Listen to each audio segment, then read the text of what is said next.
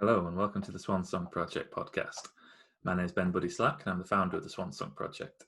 We're a charity that helps people face the end of their lives to write and record their own original songs. If you'd like to find out more about the charity, you can check out our website, which is swansongproject.co.uk, and you can also follow us on the various social media channels that will be linked in the description of this podcast.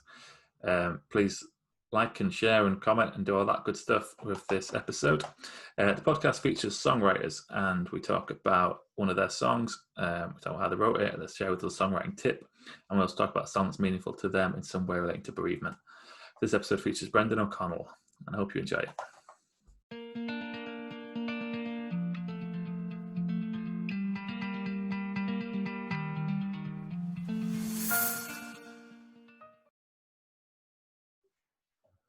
Okay, so today I'm here with Brendan O'Connell. Thanks for joining me, Brendan.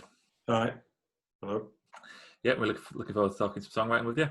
People who have seen or heard these podcasts before, you'll know we do them in three sections. We have section one is one of my guest songs. We talk a little bit about how they wrote that. Then section two, Brendan's going to share with us a songwriting tip that might be useful for other songwriters. And section three, we're going to talk about a song that's meaningful in some way related to bereavement. So I'll ask Brendan to introduce your song for us, please. Hi. Yeah, I'm Brendan O'Connell, and the main thing I do at the moment is play in a band called OConnell Love, which is with the singer out of Alabama 3 and a few other people. So we write quite a lot of songs together, and we've just kind of got an album ready to come out. So we can't quite finish it because of lockdown, but it'll be finished by the end of September. So whether to release it or not then, because you can't do any gigs or anything, so I don't know. So we'll have to see, Yeah, some decisions to be made. Yeah. Yeah. And the song you've chosen from us is from the upcoming album, is it? Yeah, it is. Yeah, it's called Jet Plane.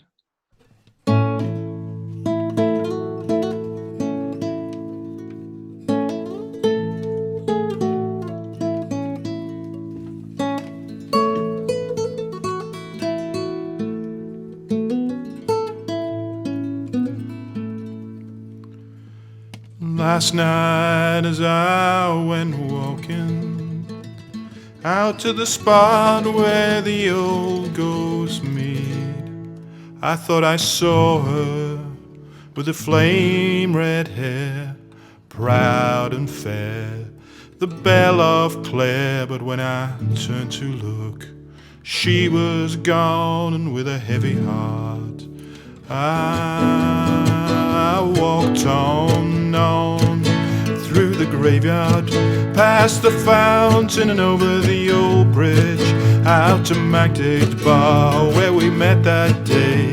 The day I thought the world had turned my way, I was riding high, the talk of the town, but what goes up has gotta come down. And with my dream she went flying in a silver jet plane, and all my blue sky thinking won't bring her back again. Now I'm so keen on drinking, got no time for thinking, don't wanna relive that Tuesday night when you kicked off like dynamite in that dead-end bar behind the jail, the happy house, another shot away. And with my dream she went flying in a silver jet plane, and all my blue sky thinking won't bring her back again. And in the twilight hour I remember the day. Now the old town's empty, the dogs are barking, the wind is whistling through the yew tree, that church bell's ringing, I swear they're singing, there's nothing here for you now, time to move on.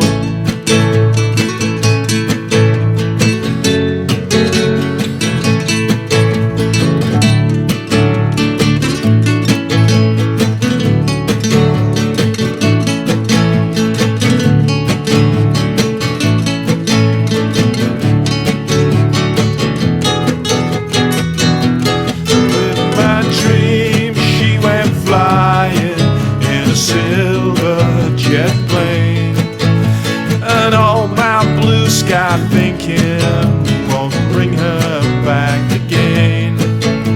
And in the twilight hour I remember the day all my dreams went flying 10,000 miles away. And that's the way it goes, and everybody knows that's the way it goes. Now it's time, gentlemen, please. And everybody knows, everybody can see, that's how it goes. Now it's time, gentlemen, please.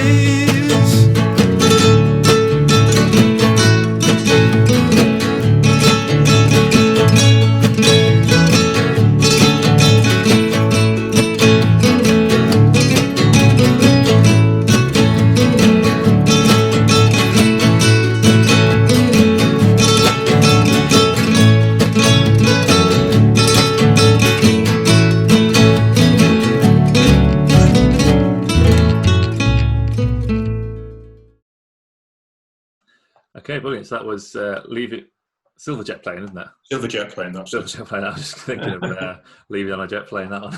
That's a good song as well. I like that. Great song as well, yeah. Yeah. So yeah, Silverjet Plane. So that's co-written by yourself and Larry Love? Yeah, that's one of the ones that I make. Normally what we do is, or very often what we do is, I kind of write the melodies and the chords, and I kind of insist maybe a chorus of lyrics and maybe a bit of an idea for the verse. And then he sort of goes to town on the lyrics, you know. But this one is a bit more of my song, really, you know, where a lot of the lyrics as well, although he did write a few of the lyrics. I think I originally had it as a ship sailing away instead of a plane, which I thought when he said about the plane, it was better, a bit more modern, you know. So that kind of worked, yeah. So, and it's basically just one of the sort of light-hearted ones off the album. It's a bit of a story, you know. I remember somebody, when I was in Ireland, out in the west of Ireland, and you're telling me about lots of lads who own farms, whose parents own farms, end up running the farms, and they're kind of tied to the land. But all the girls leave town and go to England or America or Dublin or whatever, you know. So it's a kind of sad song about maybe somebody's met up with somebody in the summer, because often you get tourists coming over from the summer, then they're stuck there in the winter, and this person's disappeared gone back to wherever they came from on a jet plane, you know. It's that kind of thing, you know. So did you have it? Did you have that kind of story idea in mind when you started it? I think that's because it's a kind of bit of an Irishy sort of like an Irish melody. I kind of just kept thinking about Ireland, so yeah, and it just wanted to sound a bit like an Irish song with it. So that's why originally it was about a ship sailing away, because you know a lot of Irish songs are about leaving Ireland and off in a boat and never coming back. You know, we kind of swapped it around. You know, so I suppose it's the kind of melody suggesting the lyrics a bit there. You know. Is that a way you work often? Do you come up with a melody without an idea of what the song's going to be about, and then use the melody? Yeah, I normally come up with the melodies first. You know, I find writing lyrics for first, it's quite hard. It's hard. It seems like the hard work bit to me. You know, to really get it. It's all right coming up with a few ideas, but to get it all finished and making sense and a few nice rhymes in it, it's a lot of work. I prefer writing on the melodies. You know, thinking up a really good melody and try and get Larry or Rob, whatever we call him, to sort of, if I'm writing with him, to stick to that melody and sort of stop the words in and keep the melody, you know. So, Do you discuss potential themes when you do that? Like, and is there anything what drives your when you're writing melodies? Is there like, are you normally aiming for anything particular, or do you have a process of how you go about creating them? Well, I think it's a bit. I always think of it as being a bit like being a filter, you know, thinking up melodies. Because if you give somebody some guitar chords, say for example, and they're a lead guitarist and they improvise, they'll come out with millions of beautiful phrases and all sorts, but there's too much of it, you know. And so I think like a good way to think about it is like, you know, you're just finding those nice bits and making them, which often the melodies are fairly simple compared to a sort of guitar solo or something. So it's kind of, you feel like they're in the chords somewhere. It's finding those melodies, you know. Yeah. I mean, I don't wake up with like Paul McCartney does or something with a melody in my head. You know, I have to sort of get the guitar and search for it. But you know, it's a good way of doing it. Yeah. I've always noticed that they sort of hit you most unexpectedly. If I ever try and sit down and think, all right, I'm going to write a tune now, never seems to work. But like I was doing a load of building work recently, and I had a guitar there all covered in dust, and that seems to be great because you just pick that up when you're walking, just catches your eye when you walk past it, and that seemed to work for lots and lots of tunes, you know. So yeah, so you find them somehow. I don't really know how, you know. It's a funny thing that, isn't it? Sometimes it's almost like you've got to trick your mind into. It's yeah. I mean, I find sometimes a good way. Sometimes if you haven't got any ideas at the time, is to kind of think about a song that you like, but don't try and work out the chords, and just kind of. And it never seems to come out anything like the song at all, but it kind of sometimes gets an idea going for some chords and some melodies, you know. And and I obviously record any idea I come up with. I record it on the phone, you know. Another thing I find that's really good is if you often come out with a tune one night and you think that's really good, and you record it. You wake up in the morning, you can't really remember what it was. So I find a good thing to do is before you actually listen to it, try and remember it, because you can always remember some of the chords or some bit of the melody or some bit of the rhythm. And often you come out with the same song, but just slightly different. And sometimes if you do, it can be quite interesting, slightly different, you know, gives you that might be better than the original version. Yeah, it's a good way of finding a bit of melody, you know. Yeah, that sounds good. Yeah, I've always been a lyrics first guy. Yeah. And I'm kind of the opposite in a way. I find writing lyrics a lot easier than I find writing melodies. And but I'm trying to kind of like make myself do it that way more and try and write, you know. And I like the idea of having to write my lyrics to the melody rather than vice versa. Because what will happen to me is a lot of times I'll get very lazy with melodies because I've been focusing more on sticking to the lyrics. Yeah. So I wouldn't be as consistent with the melodies I would be if I'd written it out first. Yeah, well, I find with Larry, if he's sort of writing lyrics, I'm quite insistent that he sticks to the melody, you know, because the melody can disappear, then it starts to be something else. But sometimes I do it from lyrics. Actually, start with lyrics, and it seems to. I wouldn't say there was one way is better than the other. It's just they're kind of different. But for me, it's easier to come up with melodies. And and people seem to have their natural things, what they're easier to us, and that's one of the beautiful things about collaboration, isn't it? It's when you get people who are find different areas easier. Yeah, and it's also a lot easier, I think, to collaborate, because if you're doing it on your own, it kind of can be, especially if it's melody and lyrics and your voice and everything, can be for me just a bit too much about me, and you almost sometimes it feels a bit. You might even be a bit embarrassed about it, and it gets too personal or whatever. But when somebody else joins in, it takes it away, and you forget that it's about you. It might be about you, and some of the ideas might be about you. And then when you add somebody else's drums and somebody else's bass and stuff, it gets further and further away. And I kind of like that, because then it just doesn't feel like this little thing you had at the beginning, you know? Yeah. I find that outside perspective is really useful as well. When you're doing it all yourself like that, you can just lose. I can just feel like I can lose any kind of judgment on what it is anymore. Once you've been around it a million times, changing it back to what it was, and I mean, you do a lot of that anyway. Just keep working at it. You know, sometimes I find if I've got a great verse, but the chorus, you know, is not working. So you just have to forget about it for a day or two, and then have a go and see what comes up. A different melody or something. You know, I often find that. You know. Yeah. And how's this? So this is the second album, the OConnell Love stuff. Yeah, it kind of be the third one, because he had a solo album. It was called Robert Love. Okay. Which was confusing because nobody knew who he was, you know, because he calls himself Larry Love on stage. But we kind of co-wrote that along with a guy called Clifford Slapper, a piano player. It was really good, you know. So the three of us wrote those songs on that. But yeah, this will be the third album of OConnell Love. Yeah. I'm really looking forward to getting it out, you know. Yeah. So, and hopefully get to do some touring as well. That'd be great to come and see us. Get the what, sorry?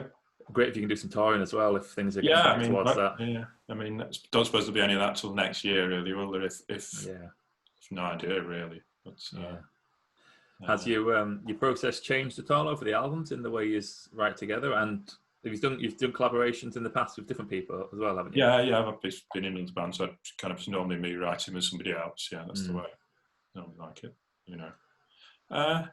No, I've not really changed that much. Kind of stuck to the same way of doing it. Found a few more tricks, I suppose, that make it a bit easier to finish something. I think the kind of more you do of it, the easier it gets in some ways. But it is still, I do think it's like kind of 1% inspiration, 99% perspiration, like they say. It's easy to come up with a good idea, but it's kind of actually finishing it and making it really work. I think that it's work. It's quite hard work. I don't know if it's like that for everybody. Some people are just come straight to them. I don't know, but I still imagine they have to put a lot of work in it, really. Yeah. Because even great artists often do terrible albums. So I don't know, were they out of inspiration or what was going on there? I don't know. But, yeah. I just read Leonard Cohen's biography recently, and he was just like he was the way the amount of time he put into every song was just crazy. That amount of dedication. He'd just write 60 verses for a song and throw away 55 of them. Yeah, I mean, it is sometimes I've noticed when you're writing lyrics, you forget how short a song actually normally is. So often you've got a bit of a story, but it's very hard to sort of get it into the song without compressing it so much it's not really a story anymore. I don't know how people must be really good at editing something to keep that a short story in a song. It's I think that's one of the good things when you do like what I was saying with Cohen does, where you're just writing you're making yourself write the verse again. It's like I always think of it as like it's refining it, and then all of a sudden you can get the same impact but with a lot less words. I do find I try to put too many words in, too many ands and there's, and you start getting towards the end, you can start going through that, getting rid of loads of it, and it still works. It actually works better. And it's quite nice having that a bit of ambiguity as well, isn't there, in songs, and people can make their own meaning from them. And I like them. If it's too straight and literal, it's just, you've kind of heard it once, you don't need to listen to it anymore, sort of thing. Or but if it's kind of very ambiguous, you can sort of apply it to anything in the kind of way that's going on in your life some ways, and it often makes more sense then.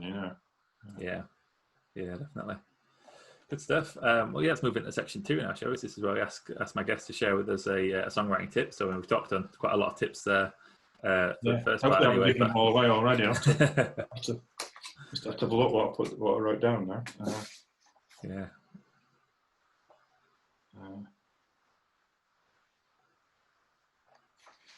I've kind of given it away already, but I'd say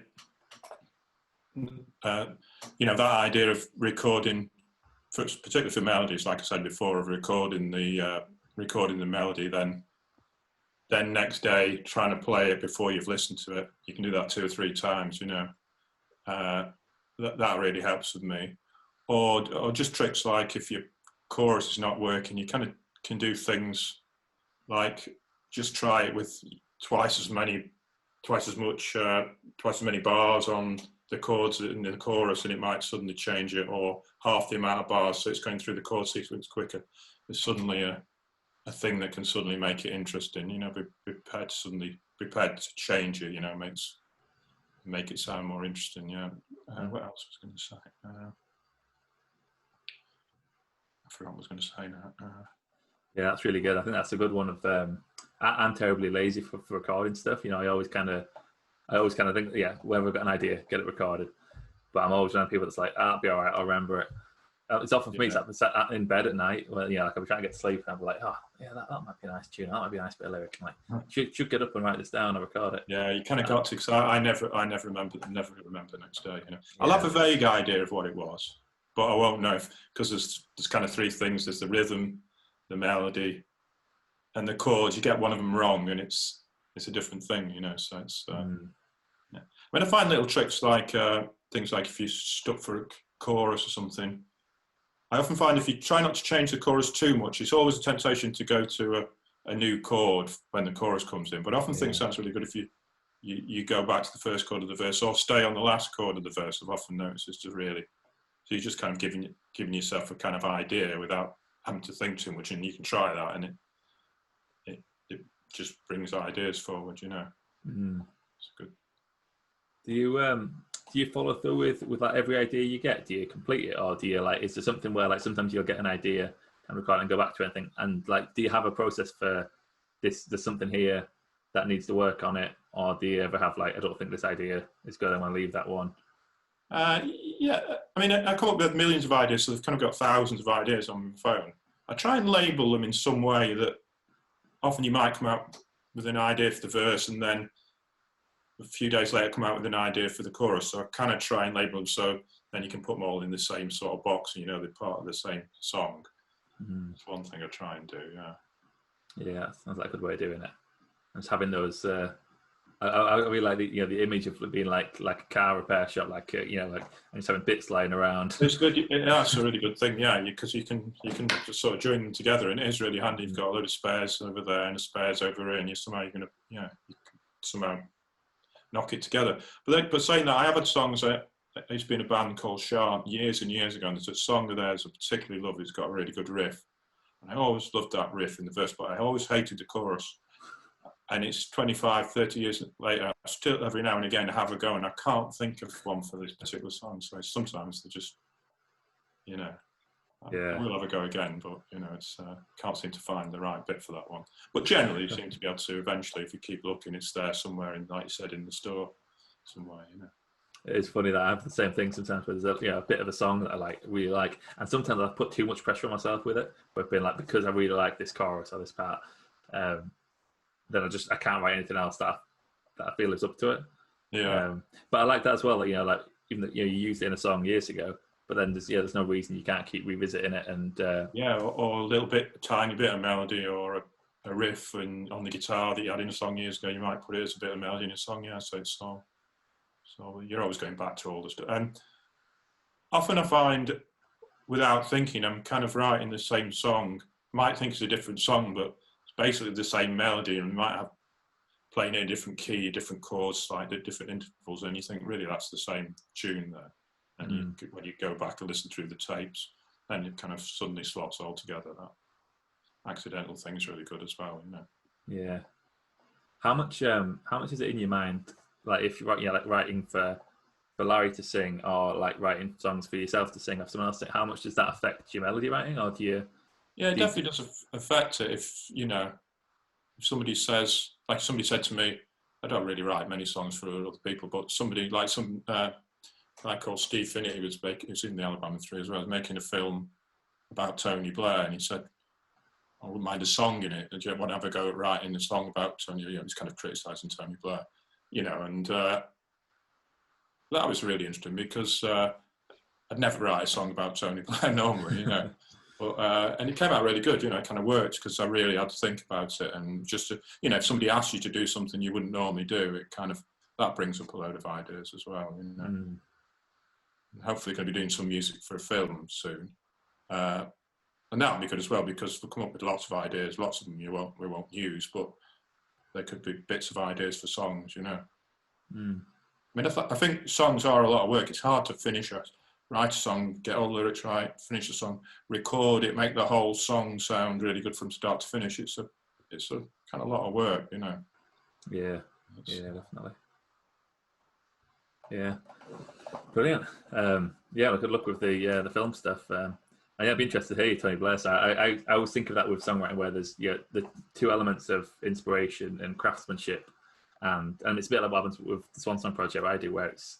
And I imagine similar with some of the things you've just mentioned, where the inspiration's taken care of. Someone's given you, this is the idea, this is what you got writing about. You've just got to then craft it as a songwriter. Yeah, and it makes you kind of look in different places where you wouldn't normally look. Yeah, I'll send it to you. You can hear it. It worked out quite well. Yeah. They ended up just getting it. I didn't sing it. They had a girl playing piano and just had a very kind of childish voice. She sang over it, which sounded really good because the imagery was quite sort of a bit violent and sort of. Because it was talking about the Iraq War, that was what this film was about, Yeah, I'd like to hear it. Okay. Brilliant. Let's move into section 3 now, shall we? This is where I ask my guests to share with us a song that's meaningful to them in some way related to bereavement. And what I do here is I'll put the link for the song in the description. So if you're listening to this podcast and you're not familiar with the song, you can check it out and come back and we'll have a little bit of a chat about it. So what song did you choose for us, Brendan?